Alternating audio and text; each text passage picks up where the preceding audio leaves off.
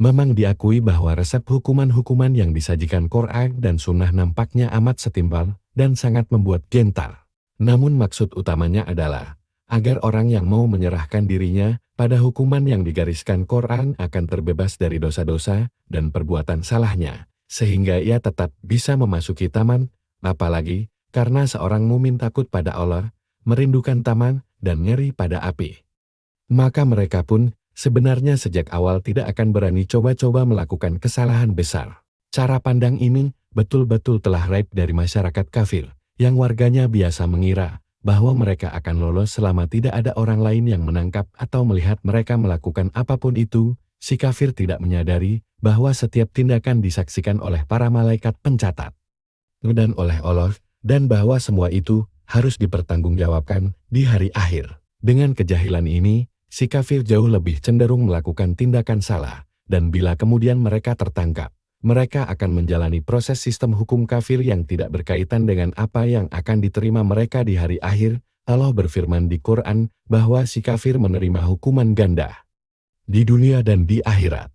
Selain sedikit aturan yang diambil dari serpihan nasihat kenabian terdahulu, atau yang hanya kebetulan cocok saja dengan apa yang ada di Quran, sistem hukum kafir tidak berpijak kepada wahyu apapun, bahkan dirumuskan menentangnya. Akibatnya, banyak pelanggaran menurut sistem hukum kafir menjadi pelanggaran karena para perumusnya jahil yang ketetapannya tidak sesuai dengan apa yang Allah tetapkan sebagai suatu pelanggaran. Undang-undang buatan manusia hanyalah sebaik atau seburuk orang yang merumuskannya. Hukum bukan intisari yang ada, dan bukan juga Tuhan. Pada hakikatnya, the rule of law adalah kekuasaan bagi siapapun yang merumuskan hukum itu, sedangkan syariat Islam adalah hukum Allah. Bahkan banyak pelanggaran yang ditetapkan sistem hukum kafir tidak berpijak pada akal sehat, dan pasti tidak tercetus dari kearifan. Hukum-hukum tersebut telah menjelma, karena sistem produsen konsumen memerlukan berjuta aturan. Jika sistem itu ingin berlangsung secara efisien, dan aturan-aturan ini hanya bisa ditegakkan dengan menghukum para pelanggarnya. Sistem hukum adalah sarana politik, sebuah perangkat penting demi manipulasi yang efektif dan pengendalian massa di sistem kafir, yaitu sistem Dajjal. Ingatlah, definisi orang jahil adalah orang yang merasa tahu padahal nyatanya tidak tahu. Sebagaimana para pakar medis kafir memiliki definisi palsu tentang apa itu normal, begitu pula para pakar hukum kafir. Anda baru akan diterima sepenuhnya ke dalam definisi normal menurut sistem legal jika Anda bisa menunaikan fungsi-fungsi sebagai robot yang taat dalam sistem produsen konsumen kafir. Tentu saja dengan syarat bahwa Anda senantiasa setia pada peraturan-peraturannya. Siapapun yang keluar dari norma legal sistem kafir, yaitu sistem Dajjal, akan langsung bermasalah dengan sistem hukumnya ketika police state semakin nyata penjelmaannya dan semakin keras menindas. Maka semakin sulitlah mengikuti cara hidup lain yang mampu menjadi alternatif atas norma tersebut, kecuali jika siap menempuh penganiayaan yang hebat dan semakin menghebat dari sistem hukum. Para pakar hukum yang merancang undang-undang yang membuat sistem itu berjalan lihai dalam merumuskan undang-undang yang akan membolehkan para penguasa sistem melakukan apa saja demi kepentingannya dan demi kelestarian status quo. Siapapun yang tindakan-tindakannya cocok dengan definisi pelanggaran mereka akan langsung dicap penjahat dan dihukum. Akhirnya setiap bentuk kegiatan yang mengancam keberlangsungan sistem kafir, yaitu sistem Dajjal, dapat dengan sah dihancurkan atau dimatikan, hanya dengan membuat undang-undang yang menetapkan bahwa bentuk kegiatan itu tidak sah. Selanjutnya, undang-undang baru tersebut dibenarkan dan disebarluaskan melalui sistem media kafir dengan memakai istilah-istilah yang tepat untuk menggambarkan bentuk kegiatan yang baru dilarang itu. Misalnya istilah-istilah pembakar emosi, anarkis, fanatik, teroris, dan istilah-istilah umum yang membosankan demi kepentingan umum, demi kepentingan negara, demi perlindungan masyarakat. Sebagai dalih diperlukannya undang-undang itu, begitu mudahnya pengesahan undang-undang semacam ini adalah bukti nyata bahwa kaum elit penguasa sistem kafir, yaitu sistem Dajjal, tidak saja telah mapan di puncak jaringan sistem-sistem kafir, tetapi juga mampu bekerja sama dengan erat. Pada negara kafir manapun, badan pembuat hukum adalah juga badan yang memberlakukannya, adalah juga badan yang memerintah, seakan-akan selaras dengannya. Walau terdapat begitu banyak teori-teori berbahasa tersusun rapi mengenai doktrin pembagian kekuasaan, untuk menciptakan kesan bahwa lembaga legislatif, lembaga yudikatif, dan lembaga eksekutif adalah lembaga-lembaga yang terpisah, dan dengan demikian tidak bisa menyeleweng. Kenyataannya adalah justru sebaliknya. Itulah sebabnya mereka dengan mudah dapat secara legal membungkam siapapun yang terlalu gamblang melawan sistem kafir, yaitu sistem Dajjal. Sambil memastikan terjunjung dan terjaganya norma kafir dan status quo, sistem hukum kafir, serupa dengan sistem medis kafir, adalah bisnis besar. Demi alasan inilah, dilaksanakan begitu banyak penuntutan, yang sebetulnya sama sekali tidak berarah, dan sia-sia. Bukan hasilnya yang penting, bahkan tidak terlalu berhubungan dengan apakah seseorang terdakwa bisa dihukum atau dibebaskan. Yang penting, khususnya bagi para pekerja di sistem hukum kafir, adalah agar mereka terus dipekerjakan. Andaikan tercipta masyarakat adil, tentu mereka akan kehilangan pekerjaan. Dan inilah mengapa para penguasa negara kafir memastikan tidak akan tercipta masyarakat adil. Sebagaimana dalam setiap sistem di sistem kafir, yaitu sistem Dajjal, sistem hukum menjamin keberlangsungannya yang menguntungkan itu dengan menciptakan pekerjaannya sendiri. Dari semua sistem yang ada, sistem inilah yang paling bersifat kanibal, karena memang kerjanya memangsa umat manusia. Misalnya, karena satu pelanggaran lalu lintas ringan, seseorang bisa menjadi sumber penghasilan bagi para polisi yang menahannya, para jaksa, para pembela, para penuntut, para hakim, dan tentu saja siapa saja yang berada dalam birokrasi yang menjalankan perangkat sistem hukumnya. Sebuah sistem yang sangat tidak praktis. Yang menggelikan, ada orang-orang yang begitu mencintai dan membanggakan sistem ini, tapi bisa dimengerti. Bukankah setiap makhluk dicipta untuk mencintai sesuatu?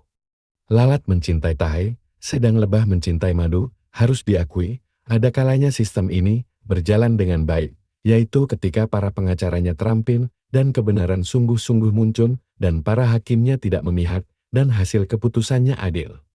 Seperti halnya pada sistem rumah sakit. Perlu ditekankan bahwa di dalam sistem hukum pun ada orang-orang baik, pria dan wanita, yang berhasrat untuk mencapai keadilan dan diberkahi dengan kecerdasan dan ketulusan yang sering menjamin tercapainya keadilan yang sering mereka capai bahkan bukan karena sistem itu. Dengan peta seperti ini, tak aneh bila polisi terdorong oleh hakikat sistem kafir, yaitu sistem Dajjal, untuk memburu para pelanggar dan menuntut seremeh apapun pelanggaran. Dengan adanya begitu banyak dan beragam perangkat di sistem hukum, maka tentu semua harus dapat kerja untuk membenarkan keberadaannya. Uang yang dikumpulkan melalui perpajakan, ditunjang dengan uang yang begitu banyak yang dikumpulkan melalui pungutan denda-denda pada sidang-sidang setiap hari, dipakai untuk menutupi biaya-biaya pelaksanaan sistem hukum. Biaya-biaya ini sangat besar. Angkatan kepolisian terus bertambah, dan tidak saja mereka semua harus bergaji lebih dari layak, tapi mereka juga harus berperlengkapan mutakhir. Karena prosedur hukum dan undang-undang kafir yang rumit, dan diungkapkan dengan tata bahasa yang khusus, maka kebanyakan orang yang kebetulan menjadi tertuduh dalam kasus apapun, jikalau mereka ingin berkesempatan untuk mendapatkan putusan bebas, biasanya harus mendapat bantuan dari para pengacara. Berhubung tidak semua korban sistem hukum adalah orang yang berada, bahkan kebanyakan adalah yang lemah dan miskin, maka diperlukan sumber dana bagi para pengacara yang akan membela mereka. Sistem bantuan hukum ini menjamin bahwa para pengacara tetap menerima upahnya, walau nasabah mereka tidak mampu. Dan apabila ditambah dengan gaji para hakim yang besar dan gaji para karyawan sistem hukum yang tidak begitu besar yang semuanya terjamin, maka semakin banyaklah dana yang diperlukan untuk biaya tahunan sistem hukum. Di atas semua itu, terdapat biaya-biaya pemeliharaan gedung-gedung tempat mereka yang menjalankan sistem hukum memerankan sandiwara hariannya. Belum lagi untuk mendirikan bangunan-bangunan baru, karena sistem hukum adalah bisnis yang menguntungkan dan berkembang pesat. Dan selagi masyarakat manapun mengalami keruntuhan, tentu penjara-penjara tambahan senantiasa diperlukan. Semua biaya-biaya ini, yang sebagian besar sebenarnya tidak perlu, jika saja mereka memakai pendekatan yang berbeda terhadap kejahatan, maka banyak pengeluaran yang kini membebani bisa dihindari harus dipenuhi oleh mereka yang diperbudak dalam proses produsen konsumen. Bukanlah hukum pidana saja, bahkan hukum perdata pun merupakan sumber ganjaran yang menggiurkan bagi mereka yang terlibat dalam sistem hukum. Ketergantungan halayak pada hukum perdata dicapai dengan menetapkan bahwa agar setiap transaksi sesederhana apapun bisa dianggap sah, maka perlu dibuktikan dengan tulisan. Ketika Anda lahir, kelahiran Anda harus didaftarkan. Begitu pula ketika Anda meninggal. Perkawinan harus didaftarkan, dan bila terdapat perselisihan, perceraian hanya bisa disahkan dengan hukum perdata. Begitu pula pengesahan penentuan nafkah dan pembagian hartanya. Ketika Anda mati, harta milik Anda tidak bisa diwariskan sekehendak Anda sebelum kuasa hukum Anda bersama dengan kuasa hukum calon pewaris Anda menghadap pengadilan untuk mendapatkan surat pengesahan bahwa mereka berhak mewakili Anda dan calon pewaris Anda. Demikianlah, di masyarakat kafir semua peristiwa penting dalam kehidupan seperti kelahiran, pernikahan dan kematian baru akan dianggap nyata dan sah dan legal dan benar dan tepat bila telah mendapatkan pengesahan melalui birokrasi yang sebenarnya tidak perlu. Ketergantungan yang lebih lanjut kepada proses hukum perdata juga dijamin oleh keadaan di mana orang saling tidak percaya dan saling mencurigai maksud masing-masing, dan memang inilah cara berpikir kafir yang alami. Mereka biasanya cenderung untuk meletakkan lebih banyak kepercayaannya kepada pengadilan untuk mencapai keinginannya. Artinya, seorang kafir harus dihadapkan dengan ancaman hukuman supaya ia mau memenuhi janjinya. Barang siapa yang tidak takut pada Tuhan, atau tidak takut pada api, atau tidak rindu pada taman, pada akhirnya harus diancam dengan rotan. Semua orang terdorong dengan adanya harap dan takut, tapi lihatlah betapa berbedanya antara mereka yang harap dan takutnya diarahkan kepada ciptaan, dan mereka yang harap dan takutnya diarahkan kepada Sang Pencipta. Jumlah pekerjaan yang terbesar untuk pengadilan perdata kafir berasal dari proses produsen konsumen itu sendiri. Karena proses ini berasas pada persaingan dan pemerasan, tentunya akan selalu ada orang-orang yang berupaya untuk dapat untung dari nihil. Dan ini biasanya dapat dicapai cukup dengan kecerdikan permainan kata, yang dapat mendatangkan hasil yang diinginkan tanpa melanggar hukum. Untuk ini diperlukanlah bimbingan dari seorang pakar hukum. Begitu pula kecurangan semacam itu biasanya hanya dapat dicegah dengan membawa perkaranya ke pengadilan, atau mengancam untuk membawa perkaranya ke pengadilan. Allah menetapkan di Quran bahwa para kafirun nampak seolah satu tubuh, tapi mereka saling berpecahan. Perpecahan inilah yang berciri langkanya saling percaya dan hasrat untuk memeras orang lain yang menjamin kelestarian bisnis pengadilan perdata dan para pengacara. Lebih jauh lagi, karena sistem kafir, yaitu sistem Dajjal, memerlukan begitu banyak hukum dan peraturan untuk bisa berlangsung, maka ini tidak saja berarti bahwa akan terus terjadi pelanggaran dalam aturan-aturan ini. Tetapi juga bahwa para pakar hukum senantiasa diperlukan untuk dapat menafsirkan aturan-aturan itu dalam penerapannya dan dalam penanganan pelanggaran dari aturan-aturan itu. Ketergantungan pada proses hukum perdata terus diperkokoh oleh kenyataan bahwa hukum dan peraturan-peraturan itu senantiasa berubah-ubah. Artinya bahwa bukan saja para penerbit peraturan hukum yang akan terus mendapatkan pekerjaan besar yang menguntungkan, tetapi juga bahwa hanyalah para pakar hukum yang bisa mempunyai pengertian mengenai situasi dan kondisi peluang hukum pada setiap keadaan dan waktu. Ketika terjadi masalah pada transaksi kafir, satu-satunya cara untuk membenahinya adalah dengan menggaji orang yang tahu seluk-beluk birokrasinya dan yang mengerti bagaimana cara kerja undang-undang yang berkaitan, yang menentukan keabsahan surat-surat yang diperkarakan. Di antara orang-orang yang saling percaya, tak secuil pun diperlukan undang-undang maupun sidang-sidangnya, maupun para pakar penafsirnya.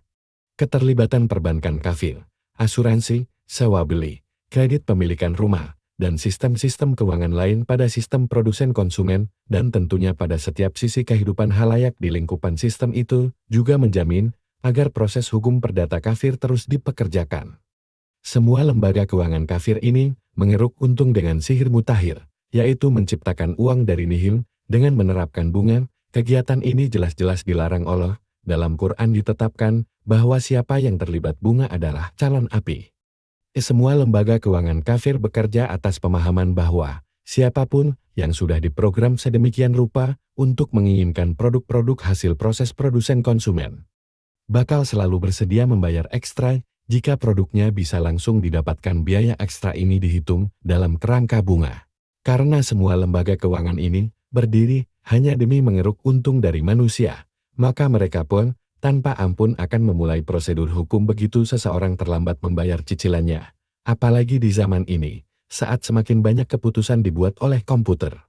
Kini, pengampunan tidak lagi diberikan atas dasar apakah seseorang yang membutuhkan pengampunan itu bisa dipercaya atau tidak, tetapi didasarkan pada apakah seseorang itu bisa diandalkan keuangannya atau tidak, yaitu seberapa banyak uang yang masih bisa dikorek darinya. Contohnya, bila seseorang yang pada perjanjian pencicilan telah sepakat untuk membayar lebih dari 3 kali lipat jumlah yang harus dibayarnya, bila dia mampu membayar lunas di saat kesepakatan pembelian rumah gagal untuk melunasi cicilannya setelah dia bersungguh-sungguh melaksanakannya selama 20 tahun.